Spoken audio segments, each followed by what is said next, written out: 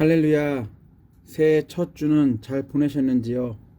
코로나 때문에 여전히 답답하지만 지인들과 친지, 가족들에게 덕담을 하며 한 주를 보내니 그나마 불행과 고통만 있는 것이 아니라 희망과 소망도 보이는 것 같습니다. 올해는 코로나로부터 불안과 두려움을 떨쳐버리고 일상이 원래대로 회복되는 기쁨이 저희 모두에게 넘치기를 소원합니다. 1월 둘째 주 비대면 예배 함께하는 여러분들을 주의 이름으로 축복하고 사랑합니다. 하나님은 부족하고 연약하지만 저희를 하나님의 거룩한 성전 삼아 주시고 어디에서나 하나님께 예배 드릴 수 있는 예배자로 불러주셨습니다.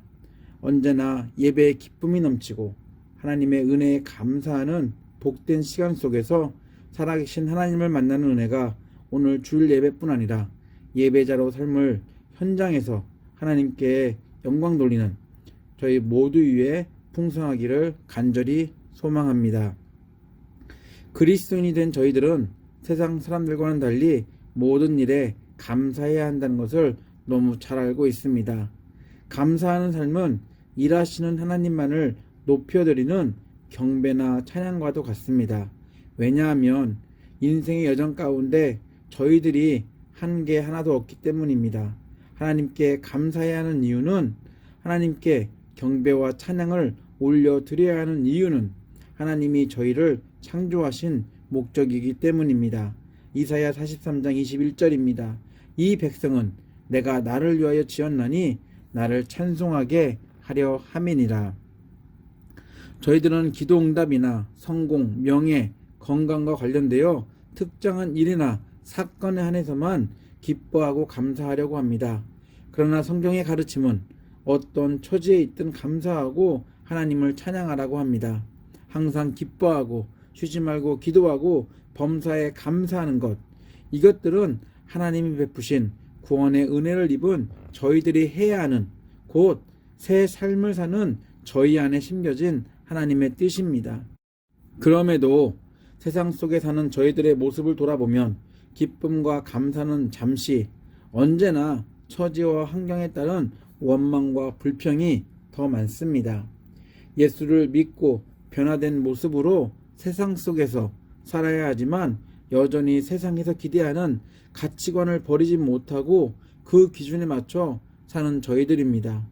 솔직히 인간적이고 이성적이며 합리적이고 계산적으로 이에 타산을 따지며 감사를 하고 있습니다.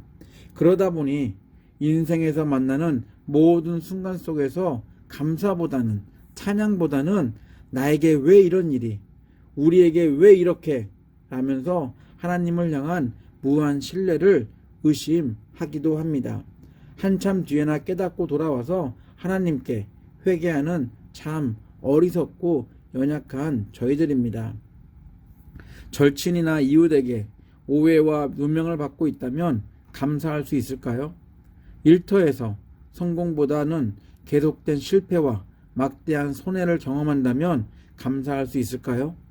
건강하다가 우연치 않게 발견된 심각한 병명으로 병상에 누워있다면 감사할 수 있을까요? 비록 그렇지는 않겠지만 자신이 원해서 그런 환경을 선택했다면 원하는 대로 너무 잘 됐다고 생각하면서 감사할 수 있을지 모르지만 어느 누가 오해 속에서 실패와 손해 속에서 병상에서 아파하며 감사하고 싶어 할까요? 아무도 없을 것입니다. 만약 여러분이 이러한 상황에 직면했다면 하나님을 찬양하고 경배하고 있었을까요? 모두 다 오해보다는 인정받고 실패보다는 성공하고 병든 모습보다는 건강한 모습으로 당당하게 감사하고 싶어 할 것입니다. 또한 이런 모습만이 감사할 수 있는 사람들의 모습이라고 저희들은 생각합니다. 손가락질 당하고 실패하고 병든 사람이 감사하는 것은 상식적으로 납득할 수 없고 더구나 하나님을 찬양하는 것은 이해할 수 없는 행위입니다. 그러나 역설적이게도 성공이 아닌 실패 속에서도 건강이 아닌 병상 속에서도 여러 가지 오해와 모함 속에서도 감사하며 하나님이 하신 일과 하실 일을 찬양하는 사람들이 바로 그리스도인입니다. 세상에선 이러한 사람들을 비참하고 미련한 종교쟁이로 취급하며 감사와는 거리가 먼 세상에서 소외된 사람들로 낙인 찍으려고 할지 모르지만, 그리스도인들은 처한 어떤 상황에도 하나님을 저주하거나 원망하지 않고 오히려 어떠한 처지에 있든 하나님께 감사하고 살아계신 하나님을 찬양하는 사람들입니다. 솔직히 세상 속에서 그리스도인 척하며 사는 것은 쉬울지 모르지만, 감사하는, 찬양하는 참 그리스도인으로 사는 것은 너무 어렵습니다. 세상을 등지는 것보다 하나님을 잠시 등지고 사는 것이 세상의 시선들을 피할 수 있고 더 편하기 때문이 아닐까요? 그리스도인들은 어떠한 상황에 있든 세상의 시선에 아랑곳하지 않고 감사하고 찬양하는 삶을 삽니다. 왜냐하면 인생의 주인이 내가 아니라 하나님이시기 때문입니다. 왜냐하면 하나님의 창조 목적이기 때문입니다. 왜냐하면 하나님이 저희에게 새 생명과 소망을 주셨기 때문입니다. 왜냐하면 하나님이 보내신 아들 예수가 저희를 대신해 세상에서 모든 수모와 핍박 그리고 죽음까지 당하셨기 때문입니다.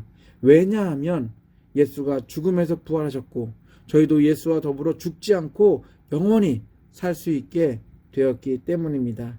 왜냐하면 은혜와 사랑을 입은 저희들이 해야 할 일은 하나님께 감사하고 하나님을 찬양하는 일만 남았기 때문입니다. 아들을 제물로 바치라는 하나님의 명령 앞에 아브라함은 감사하며 하나님의 말씀에 순종했습니다. 하나님은 아들 대신 희생 제물로 사용할 동물을 준비하셨습니다. 욥은 어땠습니까? 욥은 순식간에 축복에서 저주의 대명사가 되어버렸습니다. 그럼에도 욥은 하나님을 원망하지 않았습니다. 고난 속에서도 감사의 삶을 산 욥은 모든 인류에게 감당하기 힘든 고난 가운데에서도 하나님의 주권을 인정한 사람으로 각인되어 있습니다. 예수의 죽음과 부활이 담긴 복음을 전한다는 이유로 제자들이 감옥에 갇혔습니다. 제자들은 하나님의 일을 하는데 어떻게 감옥에 갇힐 수 있냐고 원망하고 불평할 수 있었습니다. 그러나 제자들은 그 순간에도 개인적인 억울한 감정 표현보다는 하나님을 찬양했습니다. 그때 하나님의 능력으로 제자들이 감옥에서 나와 다른 제자들이 있는 곳으로 갈 수 있었고 계속해서 복음을 전할 수 있었습니다. 감사할 수 없는, 찬양할 수 없는 조건 속에서도 하나님의 은혜를 경험한 그리스도인들은 달랐습니다. 왜냐하면 하나님 때문에 새로운 인생과 더불어 미래의 소망이 있는, 예전과는 전혀 다른 하늘나라 가치관 속에서 사는 사람이 되었기 때문입니다. 만약에 예수 믿고 사는 삶이 고통과 고난이 없고 부자가 되고 장수하고 명예 속에서 산다면 지구에 존재하는 모든 인간들은 자이든 타이든 자신들의 죄를 고백하고 예수를 믿어 사는 동안이나마 축복의 삶을 살려고 할 것입니다. 물론 강요하지 않아도 하나님께 감사하고 하나님을 찬양할 것입니다. 그렇다면 당연히 복음 전도는 너무 쉽게 진행될 수 있습니다.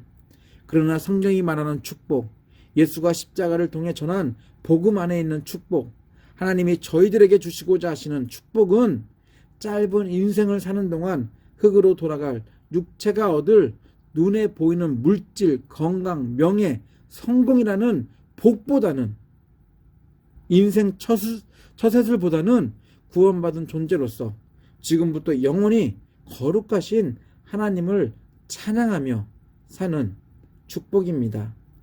하나님은 자신이 베풀 축복을 위해 아무것도 할 수 없는 죄인들을 위해 자신의 아들을 이 땅에 보내셨습니다. 예수는 육신을 입고 이 땅에 오셔서 저희들의 죄값을 대신해 십자가에서 죽으셨습니다. 그리고 저희들에게 새 생명을 주셨습니다. 하나님이 베푸신 새 생명으로 새로운 삶을 살게 된 저희들은 이제부터 죽음과 심판이 아닌 미래의 소망을 꿈꾸며 사는 은혜받은, 복받은 사람들이 되었습니다. 그래서 베드로는 예수 안에서 하나님이 하신 일과 하실 일을 인해 하나님을 찬양하라고 권고합니다. 3절에서 5절입니다. 우리 주 예수 그리스도의 아버지 하나님을 찬송하리로다. 그의 많으신 국률대로 예수 그리스도를 죽은 자 가운데서 부활하게 하심으로 말미암아 우리를 거듭나게 하사 산 소망이 있게 하시고 썩지 않고 더럽지 않고 쇠하지 아니하는 유업을 있게 하시나니 곧 너희를 위하여 하늘에 간직하신 것이라. 너희는 말세에 나타나기로 예비하신 구원을 얻기 위하여 믿음으로 말미암아 하나님의 능력으로 보호하심을 받았느니라. 예수를 알기 전까지 저희들은 죄인이었던 옛 습성 때문에 영원한 축복보다는 눈에 보이는 복에 더 많은 관심을 갖고 살아왔습니다. 예수를 믿은 뒤에도 건강하고 성공하고 인정받고 유명인이 되는 것에만 관심을 가지고 있었고 또한 그것이 하나님의 축복이라고 생각했습니다. 그리고 그런 것들에 감사하고 찬양하는 것은 너무나 익숙해져 있습니다. 그렇기에 그리스도인의 실패와 연약함은 어떻게 해서든 감추려고 합니다. 혹시라도 그런 어렵고 힘든 상황에 접하게 되면 자신들의 상황이 밝혀져 공동체의 입에 오르락내리락 하는 것을 피하기 위해 기도의 능력을 알면서도 중보 기도 제목 리스트에 자신들의 이름을 올리고 싶어 하지 않습니다. 대신 성공하면 어떻게 해서든 자신들을 드러내려고 합니다. 항상 기뻐하고 쉬지 말고 기도하고 범사에 감사하며 하나님을 찬양하는 하나님의 뜻대로 살기보다는 자신의 뜻을 이루기 위해 사는 종교의 열심인 그리스도인이 되었기 때문이 아닐까요? 저희들은 죽음이라는 심판을 피할 수 없는 죄인이었습니다. 예수 그리스도의 아버지이시며 저희들의 아버지 되신 하나님은 죄의 심판에서 저희를 구원해 주셨습니다. 하나님은 예수 그리스도를 보내셔서 저희를 대신해 죄의 심판을 받아 죽게 하셨습니다. 그러나 죄가 없으신 예수는 죽음에서 부활하심으로 저희들은 죄값은 사라지고 예수와 더불어 하나님이 계획하신 구원, 더 이상 죽음이 관여하지 못하는 새 인생을 사는 사람이 되었습니다. 예수로 말미암아 저희들은 영생을 통해 미래의 소망까지 가진 그리스도인이 되었습니다. 새로운 생명과 미래의 소망까지 약속받은 그리스도인이 되었지만 세상에서 당하는 핍박과 박해는 감당하기 너무 괴롭습니다. 세상 속에서 당하는 고통과 고난은 새로운 인생을 사는 기쁨까지 억눌렀습니다. 미래의 소망을 기대하며 살기에는 현실의 아픔이 너무 컸습니다. 이러한 모습은 현재뿐 아니라 초대교회 상황에도 있었습니다. 베드로는 초대교회 성도뿐 아니라 현재 저희들에게 하나님이 하신 일을 통해 격려하고 있습니다. 메시지 성경은 그 이유를 좀 더 구체적으로 풀어 쓰고 있습니다. 우리 베드로전서 1장 3절에서 5절입니다. 우리 안에 계시는 하나님은 얼마나 놀라운 분이신지요.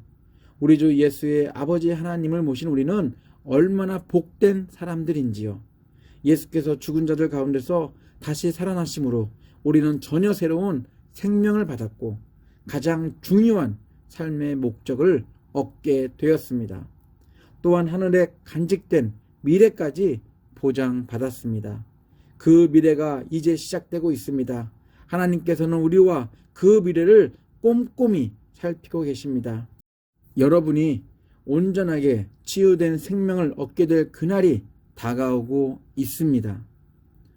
베드로가 쓴 서신서를 읽게 될 성도들은 지금 터키 북쪽에 위치한 도시들 안에 살고 있던 그리스도인들이었습니다. 베드로가 순교를 당할 즈음 종교에 관대했던 로마가 유독 그리스도인들을 심하게 박해했고 위협했습니다. 성도들의 생명과 교회의 공동체의 존재를 위협할 정도로 핍박이 심했습니다. 생명을 위협하는 박해와 핍박 속에서 성도들은 하나님께 향한 감사와 찬양이 흔들리고 있었습니다. 베드로는 그들의 상황을 듣고 그냥 잠잠히 있을 수만 없었습니다. 그래서 베드로는 두려움과 근심 그리고 불안함 가운데 있는 그들에게 편지를 써서 격려하고 위로했습니다. 베드로는 편지를 통해 육체를 입고 있는 이상 당하는 여러 가지 시련 속에서 어쩔 수 없는 슬픔을 경험하더라도 기뻐하라고 말합니다. 다른 말로 하나님이 함께하고 있음에 감사하고 하나님 베푸신 은혜와 소망을 가지고 믿음 안에서 하나님을 찬양하는 삶을 살라고 권유하고 있습니다. 6절에서 7절입니다. 새 번역입니다. 그러므로 여러분이 지금 잠시 동안 여러 가지 시련 속에서 어쩔 수 없이 슬픔을 당하게 되었다 하더라도 기뻐하십시오. 하나님께서는 여러분의 믿음을 단련하셔서 불로 단련하지만 결국 없어지고 마는 금보다 더 귀한 것이 되게 하시며 예수 그리스도께서 나타나실 때에 여러분에게 칭찬과 영광과 존귀를 얻게 해 주십니다. 베드로는 새로운 인생을 사는 저희들을 세상에서 소중히 여기는 금보다도 더 귀하다고 말합니다. 왜냐하면 하나님 자신의 아들과 맞바꾼 새 인생이기 때문입니다. 물론 새로운 인생이라고 해서 모든 것들이 형통하거나 순탄한 것은 아니지만 육체를 입고 있는 이상 무시하거나 그냥 지나칠 수 없는 바로 그 모습이 저희들의 모습입니다. 베드로의 표현처럼 잠시 육체를 입고 사는 동안 만나는 여러 가지 시련 속에서도 어쩔 수 없는 슬픔을 당하는 아주 연약한 그런 존재라는 그 표현을 통해서도 우리가 알 수 있습니다. 그럼에도 기뻐할 수 있는 새로운 존재가 되었다고 베드로는 강력하게 피력하고 있습니다. 하나님이 원하시는 형상으로 회복되었기 때문에 가능한 것입니다. 베드로는 금의 비유를 통해 순도 높은 금을 만들기 위해 불이 필요하지만 불 앞에 금 역시 사라지고 마는 결국 하나님의 심판 앞에 죄와 관련된 그 어떠한 것도 살아남을 수 없음을 강조하며 살아남는 저희 존재가 얼마나 소중한 것인지 얼마나 귀한 것인지 그렇기 때문에 감사할 수밖에 없는 존재가 되었다는 것이 무슨 의미인지 이 말씀을 통해 설명하고 있습니다. 하나님의 은혜를 입고 하나님의 사랑 속에서 새로운 인생을 사는 그리스도인들은 불로 비유된 감당하기 힘든 여러 가지 시험 속에서도 더 견고하게 하나님만을 찬양하고 하나님께 감사하는 또한 기뻐하는 성숙한 그리스도인이 된다는 사실을 이야기하고 있습니다. 그리스도인은 불의 심판을 견딜 수 있을 만큼 하나님의 복을 받은 사람임을 강조합니다. 그렇기에 처한 현실 속에서도 기뻐하고 날마다 은혜를 주신 하나님을 찬양하고 하나님께 감사할 수 있습니다. 그리스도인으로 사는 동안 감당하기 힘든 어려운 일과 손해보는 일을 당할 수 있습니다. 또 그것들을 피하려고 몸부림쳐도 피해가기는커녕 더 복잡하고 힘들게 만드는 경우들도 저희들은 많이 볼 것입니다. 이때마다 저희들의 반응은 어떠해야 할까요? 새해를 시작하며 좋은 일들만을 기대하지만 저희들 앞에 기다리고 있는 것들은 저희들의 기대와는 다른 것들이 있을 수 있습니다. 그럼에도 영원히 죽을 심판 대신 새로운 생명을 주시고 미래의 소망을 약속하신 하나님의 능력에 감사하며 하나님이 주신 믿음 안에서 찬양하고 기뻐하는 저희 모두가 되기 원합니다. 예수를 보내신 하나님은 저희만 홀로 세상에 남겨두고 이 모든 것들을 감당하라고 육체 있는 동안에 당하라고 홀로 남겨두지 않으셨습니다. 예수 그리스도의 아버지 하나님은 저희의 아버지이시고 또한 하나님이십니다. 하나님이 예수를 통해 주신 믿음 안에서 하나님이 하신 일과 하실 일에 대해 찬양하며 또 우리의 처한 상황 가운데도 좌절하고 낙심하기보다는 기뻐하며 사는 저희 모두가 되기를 예수 이름으로 축원합니다. 다 같이 기도합니다. 주 예수 그리스도의 놀라운 은혜와 하나님의 아낌없는 사랑과 성령의 친밀한 사귐이 어떠한 처지에 있던 하나님이 주신 믿음을 가지고 기뻐하며 생명을 주시고 능력 가운데 모든 것들을 감당할 수 있도록 도우시는 하나님 아버지께 감사하고 찬양하며 살기로 결단한 예배자들 위해 그리고 가족들과 사업체와 옥빌 한인교회 위해 함께 하시기를 간절히 축원하옵나이다. 아멘.